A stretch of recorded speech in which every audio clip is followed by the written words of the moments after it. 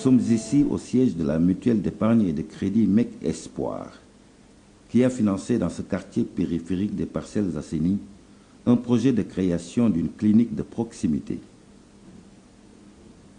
Je me suis approché de la microfinance, je me suis intéressé à la microfinance et j'ai même fait y à bénéficier non seulement de prêts, mais de formation.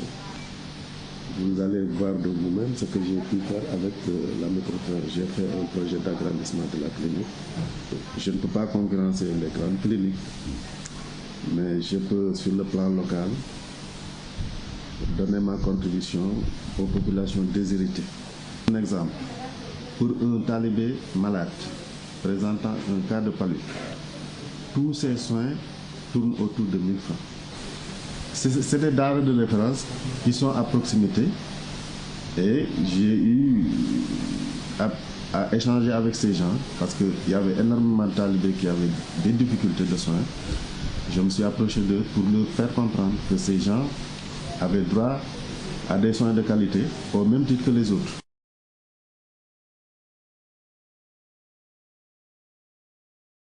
Une forte dynamique communautaire basée sur des liens de solidarité, des rapports de parenté et de bon voisinage a permis aux femmes de mettre en place un système de crédit qui a donné naissance en 1987 à la Caisse populaire d'épargne et de crédit des femmes de Grand Yoff. La microfinance au Sénégal, c'est du point de vue historique pour aller très rapidement, est né au cours de cette période de restructuration bancaire. Il y a une période très vaste de restructuration bancaire qui s'est passée et que le secteur et qu'une bonne partie de la clientèle, et durant la période aussi d'ajustement structurel, les conditions de pauvreté étaient telles que la restriction bancaire venant était telle qu'il y avait une clientèle de pauvres qui avaient des difficultés pour accéder à des services financiers. Il fallait, pour combler ce vide, que des institutions se mettent en place pour pouvoir au moins satisfaire les besoins en services financiers de cette clientèle, de cette catégorie, surtout les plus pauvres et les plus vulnérables. Je pense que c'est dans ce cadre-là que des ONG, des programmes de microfinance se sont mis en place lentement mais sûrement jusqu'à l'émergence de façon formelle des institutions de microfinance. Au Sénégal, les premiers projets de microfinance qui sont devenus aujourd'hui les plus grandes institutions, les plus grands réseaux de microfinance, je ne dis pas du Sénégal, mais de la sous-région ouest-africaine, sont des projets d'État. Donc c'est l'État qui est le premier à porter des institutions comme PAMECAS, comme le Crédit Mutuel du Sénégal, comme ACEP. C'est des projets d'État qui ont été par la suite rétrocédés. Donc les premières initiatives de microfinance sont des initiatives étatiques.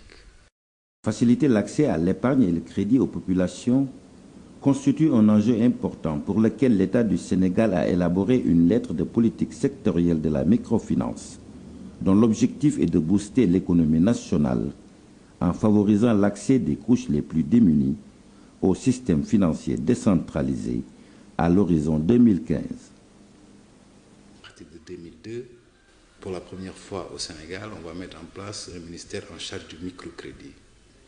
En 2002, ce ministère prendra le nom du ministère de la microfinance, de l'entrepreneuriat féminin et des paiements. L'érection du ministère en charge de la microfinance témoignait fortement de la volonté de l'État de prendre en charge le secteur pour en assurer sa promotion et son développement. Il est utile de rappeler qu'à côté du ministère existait déjà, comme c'est le cas dans tous les pays de la région EMOA, au niveau du ministère de l'économie et des finances, une cellule en charge des aspects du contrôle et de supervision. Donc à côté de cela, l'État a senti le besoin de créer un ministère qui prendrait en charge spécifiquement les besoins en promotion et développement du secteur de la microfinance.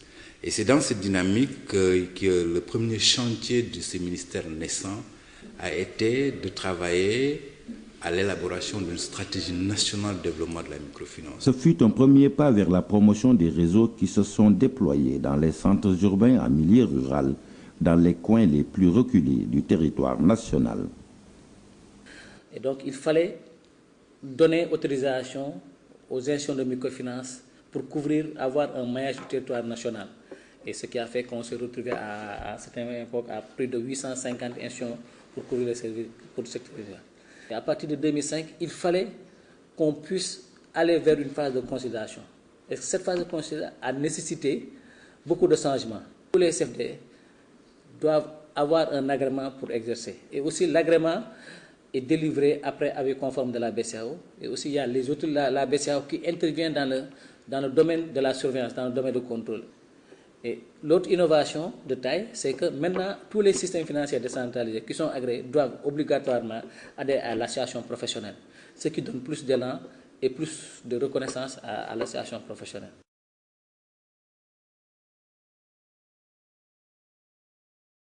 Les stratégies qui ont été mises en place dans le sens de l'inclusion financière ont fait l'objet de plusieurs mutations. Mutations qui ont sensiblement contribué à l'accroissement du nombre des membres clients, soit 1 447 000 en décembre 2010.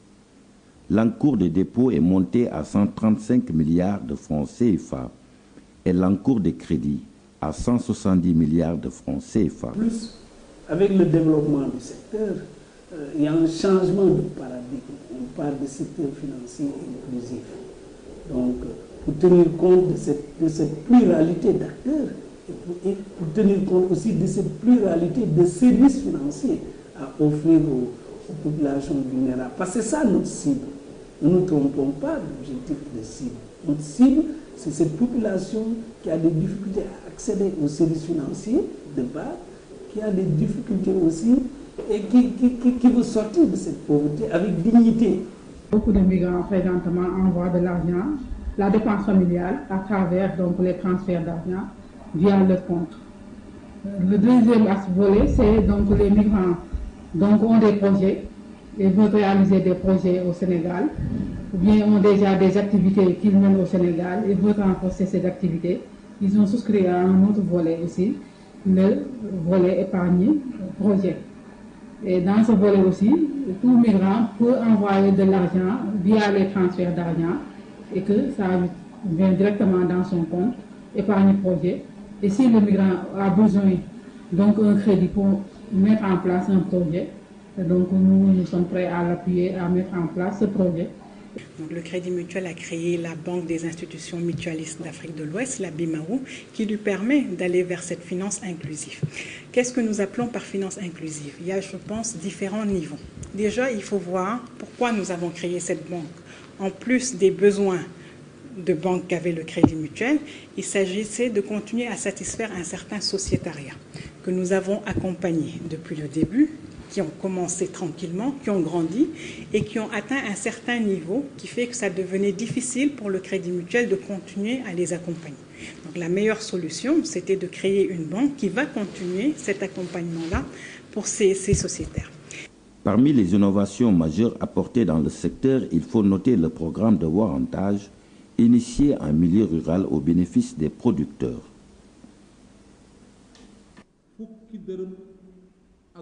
Le paysan peut, grâce au crédit warrantage, stocker le produit de sa récolte. Ce crédit lui permet, à travers un système de paiement adapté, de subvenir à ses besoins. Sans ce crédit-là, il serait tenté de bazarder ce qu'il a récolté pour régler ses problèmes. La mutuelle lui permet ainsi de stocker son produit pour le vendre à un moment opportun et à un prix compétitif. C'est un système où chacun y trouve son compte. L'acheteur paye directement à la mutuelle. Le producteur arrive ainsi à rembourser le crédit. Personne n'est lésé.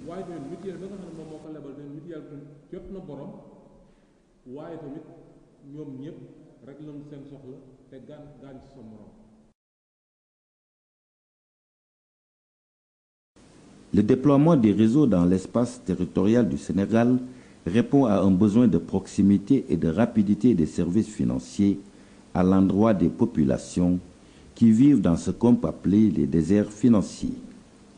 C'est ainsi que dans la région de Louga, Des institutions comme l'UFM, l'Union financière mutualiste, ont mis en place des réseaux dans la zone agro-silvopastorale où la culture de l'arachide et l'élevage constituent les principales activités économiques. En 2008, lorsque nous avions mis en place l'UFM, on était 6 000 membres. Aujourd'hui, l'UFM compte plus de 15 000 membres.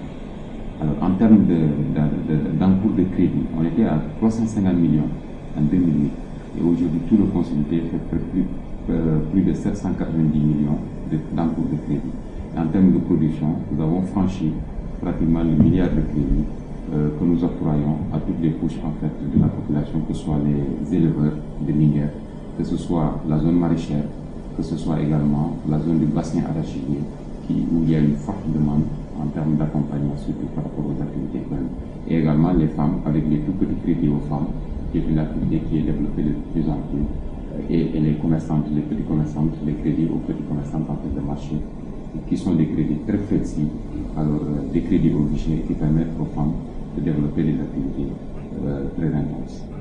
Les femmes sont fortement représentées dans ces réseaux comme ici à Géoul, où elles ont mis en place un système de petits crédits adapté aux activités de commerce et aux urgences familiales. Les procédures de paiement appliquées sont souples et rassurantes pour les membres clients, dont une partie importante est constituée d'émigrés et de jeunes diplômés sortants à la recherche du premier emploi.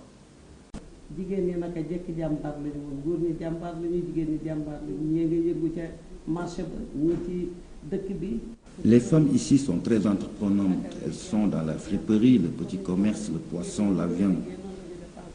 Mais autant elles travaillent, autant elles gaspillent beaucoup d'argent, surtout dans les cérémonies familiales. C'est Khalifa Mbaïdia, ancien président de la communauté rurale, qui nous a financé pour un montant de 1 million de francs CFA. Ça nous a permis de démarrer la mutuelle d'épargne et de crédit de Géoul. Nous rendons grâce à Dieu. Aujourd'hui, le crédit d'urgence nous permet de régler des problèmes d'ordonnance en cas de maladie dans la famille. Si vous prenez les secteurs comme l'élevage, l'embauche, le maraîchage, la scolarisation des enfants, la santé de la famille, je peux dire que tout le monde y trouve son compte. Il faut simplement respecter les délais de remboursement.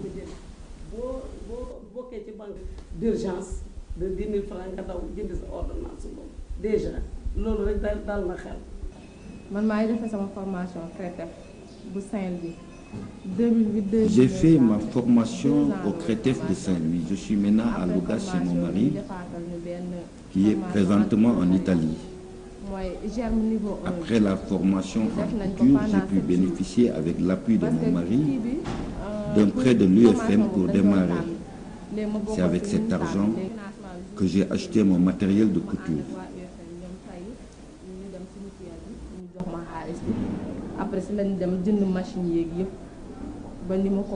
Entre 2008 et 2010, cette société de commercialisation d'énergie solaire installée à Saint-Louis a fait le tour de certaines banques de la place pour trouver les fonds nécessaires au démarrage d'un projet d'installation d'une pompe solaire dans le village de Gamadji-Saré.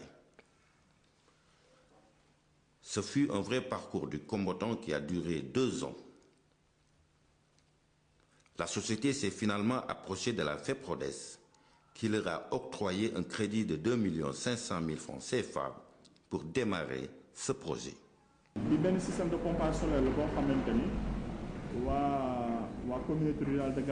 C'est là un système de pompage solaire que nous avons installé pour les populations de Gamadji-Saré.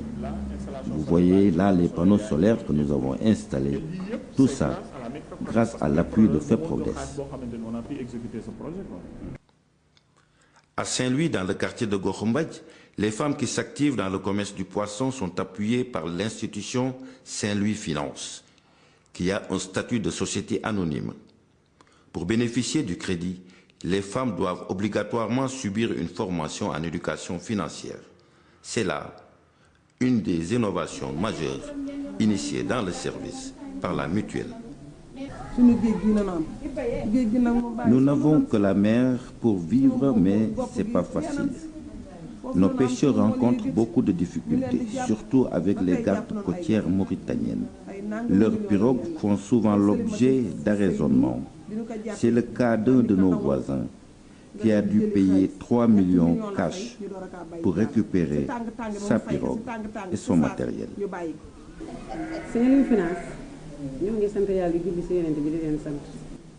Nous sommes vraiment très satisfaits de l'appui de Saint-Louis Finance. Nous avons démarré nos activités par des petites cotisations de 100 francs par personne. Les membres du groupement ont ensuite bénéficié d'un premier financement de 50 000 francs CFA grâce à Saint-Louis Finance. Aujourd'hui, les femmes du quartier ne chôment plus. Celles qui faisaient du porte-à-porte pour vendre ont maintenant une table, une boutique. Et nous voulons continuer sur cette lancée avec la mutuelle. Acquérir du matériel de production, des machines à glace, du matériel de transformation, du poisson séché.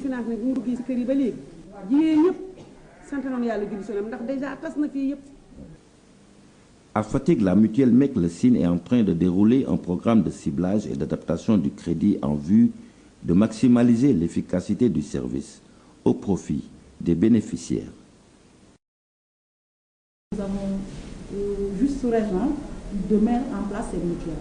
Parce qu'auparavant, les femmes avaient beaucoup de problèmes d'accéder au financement.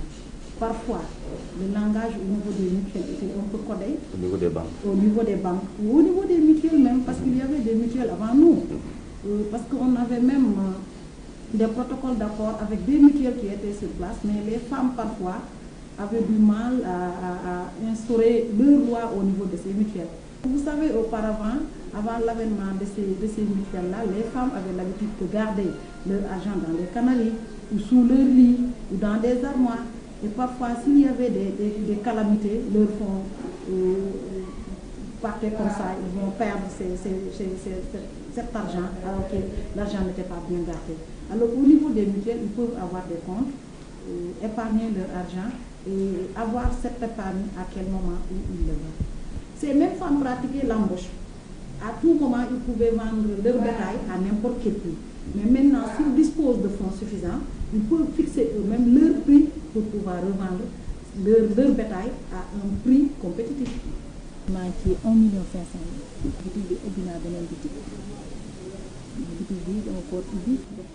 J'ai démarré mes activités dans la vente de lait frais. Maintenant, avec le crédit de la mutuelle, j'en suis à ma deuxième boutique. J'ai investi 500 000 francs pour remplir cette boutique de marchandises. Je m'occupe bien de ma famille en toute autonomie. Je n'ai pas pour autant abandonné le commerce du lait. Mes enfants continuent de vendre le lait. C'est notre tradition.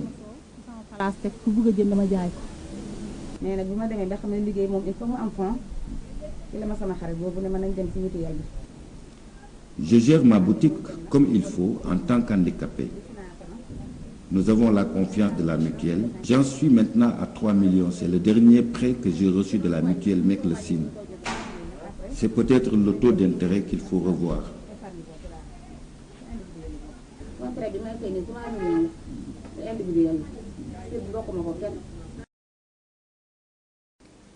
Les critères de rentabilité du service doivent aller en adéquation avec les préoccupations d'ordre social des populations.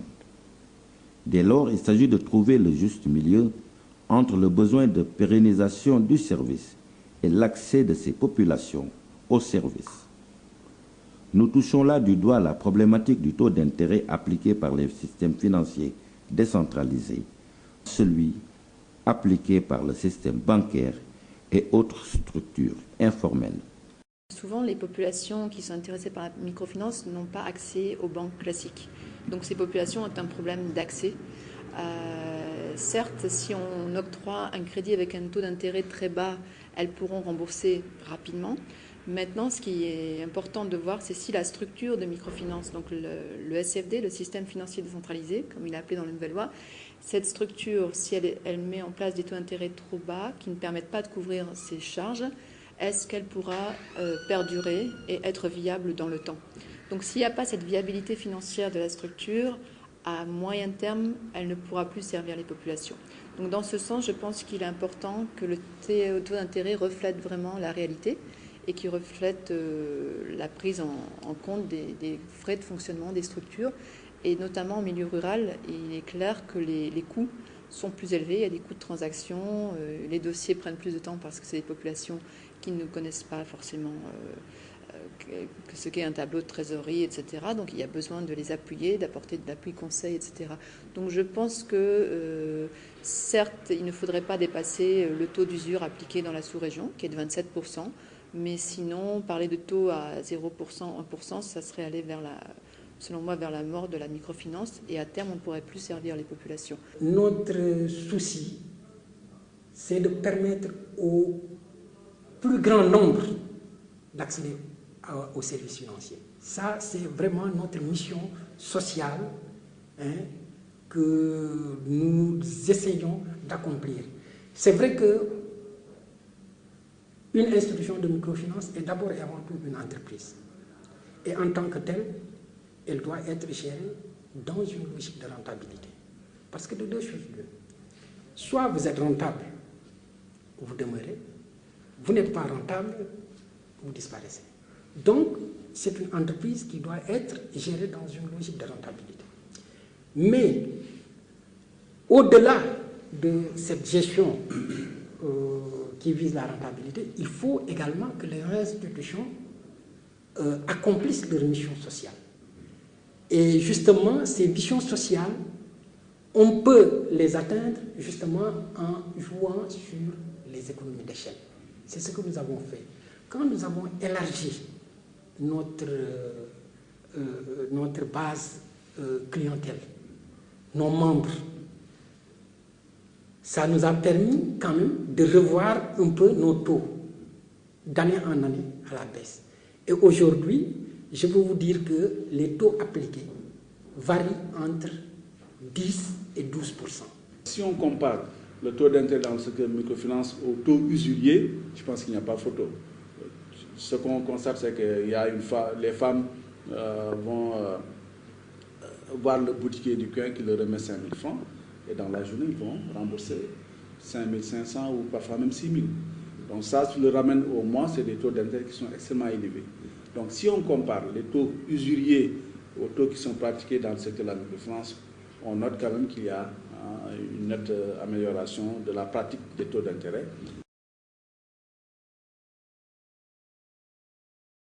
La formation fait partie des mesures qui permettent de pérenniser le service.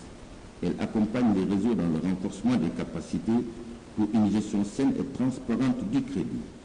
Elle aide à prévenir le surendettement. Il faut une formation pour savoir comment prendre les informations. L'éducation financière s'adresse aux personnes.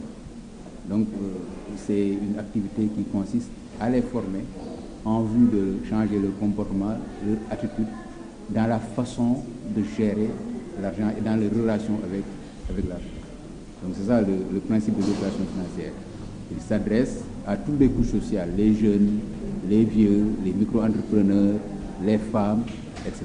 Un client sait comment budgétiser, il saura comment mieux gérer ses activités.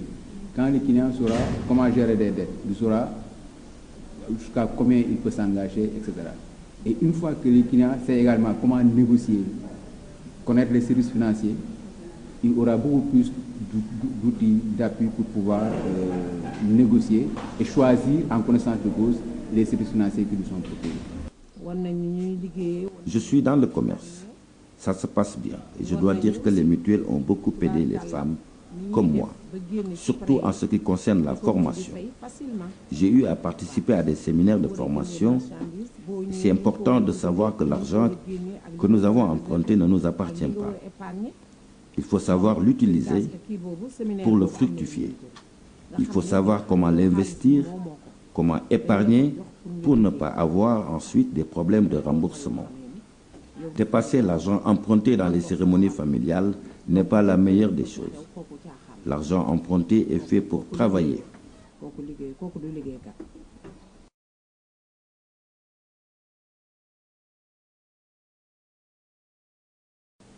La démocratisation du crédit a contribué à l'émergence d'une citoyenneté au niveau des populations bénéficiaires, en particulier chez les femmes qui sont en majorité analphabètes. Ces programmes de sensibilisation et de formation, exécutés par les systèmes financiers décentralisés, ont renforcé le statut des femmes dans leurs communautés respectives. Si aujourd'hui les femmes arrivent à participer dans les instances de prise de décision sur les questions liées au développement économique, social et culturel dans leur communauté, c'est en partie grâce au mieux-être qu'elles ont acquis à travers les systèmes financiers décentralisés. De même que pour son programme d'appui au PME-PMI, la FEPRODES, qui compte aujourd'hui plus de 22 000 membres actifs, déroule dans la vallée du fleuve Sénégal un programme d'encadrement des femmes. Nous sommes ici à quelques encablures de Ross Béthio, dans un village où les femmes sénégalo-mauritaniennes ont besoin de l'appui de la FEPRODES pour l'accès à la terre, au crédit et au matériel agricole. Ces femmes avaient comme activité le tissage des nattes. Ils vivaient dans des tentes ou des cases en banco. Aujourd'hui, on peut constater les constructions en dur qui commencent à sortir de terre grâce à la culture de l'oignon et du riz. Sur 200 hectares emblavés pour la culture de contre-saison, les 168 hectares ont été entièrement financés par la FEPRODES, en plus d'un couple de tracteurs qu'elles arrivent à louer jusqu'à Podor pour générer des revenus et rentabiliser le crédit. On avait 60% contre 40% d'hommes au début, de dirigeants, de femmes élus au niveau des différents organes, les conseils d'administration, comités de crédit, comme le conseil de surveillance. Donc là, vous voyez que la gestion, même démocratique, était bien portée au début par les femmes.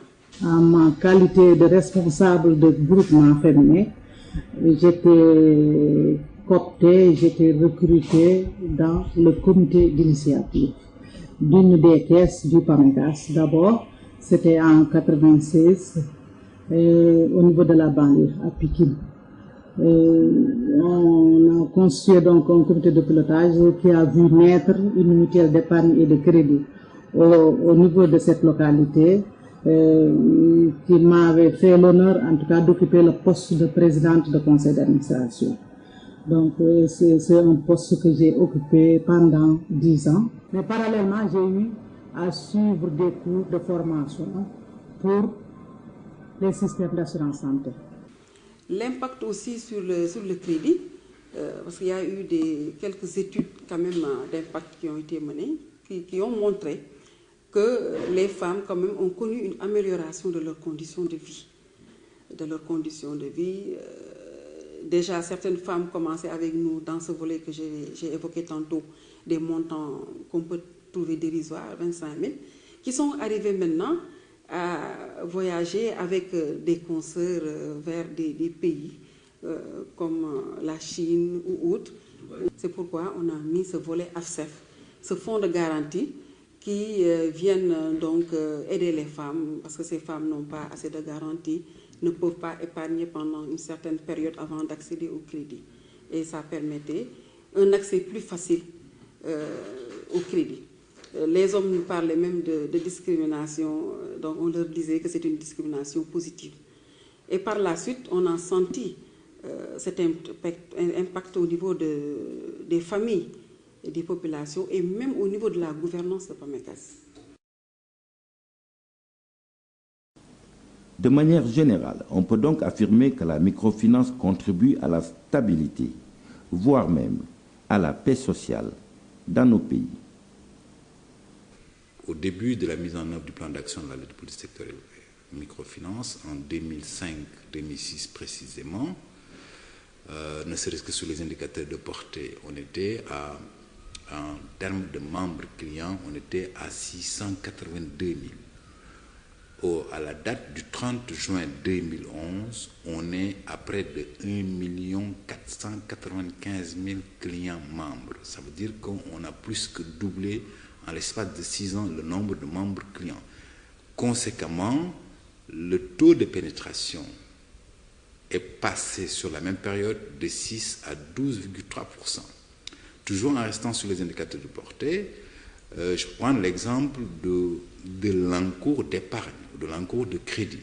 Sur l'encours d'épargne, on était à près de 50 milliards d'encours d'épargne en 2006. Aujourd'hui, on est à 150 milliards d'encours d'épargne. Pour l'encours de crédit, c'est des bons dans les mêmes dimensions. On est passé de 86 milliards d'encours de crédit en 2006 à aujourd'hui 177 milliards. Je pense qu'au regard de l'évolution presque au double des indicateurs globaux, on peut bel et bien dire que la microfinance a eu un impact positif.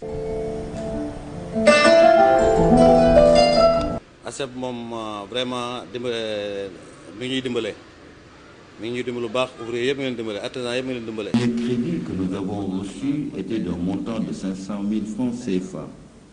Aujourd'hui, on en est à des millions.